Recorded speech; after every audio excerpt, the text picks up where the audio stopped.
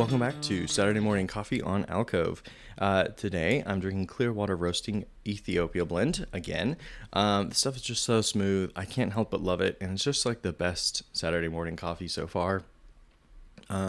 We are going to go to the farmer's market after this to get their new blend. It has this like fruity note to it that completely takes away all of the bitterness to it. And I've been thinking about it they gave me a free cup of it 3 weeks ago, and I have been thinking about it almost every day since then.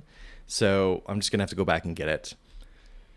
Anyway, if you were joining me for Saturday morning coffee here at my apartment, then these are the things that we would be talking about.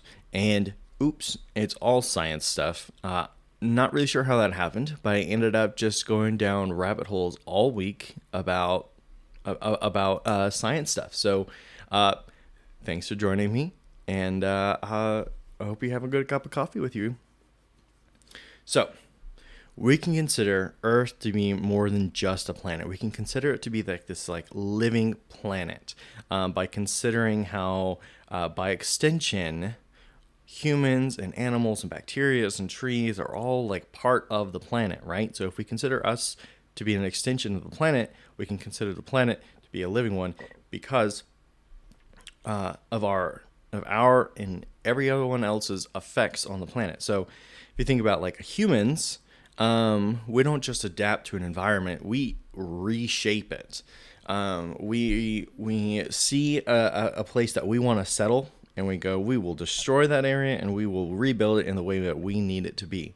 And the same thing can be said for beavers. We had previously talked about beavers on this podcast, where when they move into an area, they become a keystone species, and they actively reshape it to meet their needs, right? They'll build a dam, raise the water level, and that water level then becomes new feeding grounds during the winter when that water freezes over. It will turn what used to be like a creek into like this marshy area, or like a bog almost. And I've actually seen that in just a couple of months' time. This creek behind my house has turned into this bog, and it's so overgrown now you can't even see what's in there. It's just completely hidden, and I've never seen it like that before. So we can also think about bacteria. So like when bacteria came to be, they introduced oxygen into into the environment, and then that turned the sky blue. Or the Amazon rainforest, which creates half of its own rain by releasing biological particles into the air, and then that helps create that rain that falls on its canopy. And then you have something like wildfires and plant life that co-evolved, which, by the way, was so strange to hear someone talk about fire evolving. I've never considered it like that, and I've never heard someone talk about that or say it that way. So it was very weird to hear this one. But like fire regulates oxygen levels in the atmosphere, which then affects plant life, right? So wildfires and plant life co-evolved and affected each other in that way. And so if we consider all these parts to be an extension of the planet, then we have to consider the planet to be something that's living. And I think all of these examples are just really crazy to kind of think about just how much it doesn't really seem like anything really just adapts to the environment. They shape it the way that they need it to. It is definitely not a uniquely human event to do something like that. So okay, so from planet side to the stars, here's what else I got for you. Now's the time to take a drink of coffee. Okay, so the Betelgeuse star has began to dim. It started in January of this year, 2024, and it's preparing to go supernova in 100,000 years. So, little ways out there. But, fun fact, our sun is actually too small to explode. it will get big and fizzle out and become like a white dwarf. And therefore, like, so it can't explode, like going supernova, is what that's called when a star explodes. And so, in my research about like stars exploding and stuff, I found that stars are actually born in these giant molecular clouds that you can consider them like nurseries, and gravity clumps these clouds together, and that pressure creates a protostar. And in millions of years, we end up getting what we would consider like a real star. And so, turns out it's all thanks to nuclear fusion. So back to our star. Our star, Sol, is middle-aged, and so it's currently fusing hydrogen and helium, and we still have like 7 billion years. But when I came across this and started researching it, it reminded me of all of this 7th grade insane anxiety and existential fear I had, because I remember being in 7th grade and my science teacher saying, oh, our star is going to explode someday, yada, yada, yada. And I just remember in my very young brain trying to process this information that we're all going to die.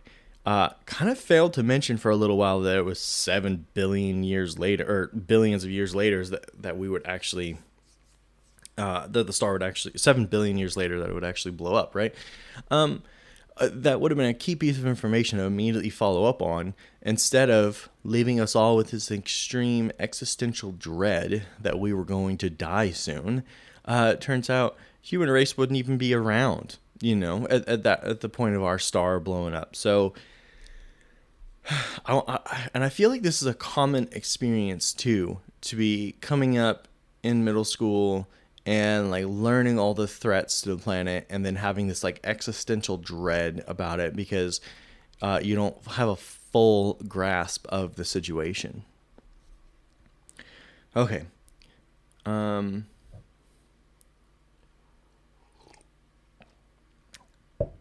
Going further out than our solar system and looking at exoplanets,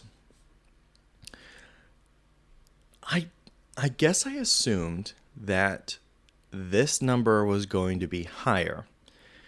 But we have currently discovered just over 5,500 exoplanets. And an exoplanet is any planet outside of our solar system.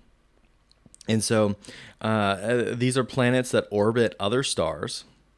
And there's some similarities in other systems with these planets to the planets that we see here. There are small planets that are rocky. We have big gassy planets, and in between we have watery planets like Earth. So, and then some rocky planets are the right distance to have water. And when we're looking at these exoplanets, and so that's something they're also trying to figure out, right? But it's incredibly hard to see anything from that far away, right? It's and it's even theorized that we could have entire water worlds, which would just be insane. And if you have seen, I think it's a Kevin Costner movie, which is a post-apocalyptic, I think it's actually called Waterworld. Amazing movie. You should go see it. Anyway, so scientists think that most stars actually have at least one planet that orbits them. And which I think is just really interesting. You look up and see all those stars, and each one of those you could assume has at least one planet. You've really got to consider the possibilities of what is out there, right?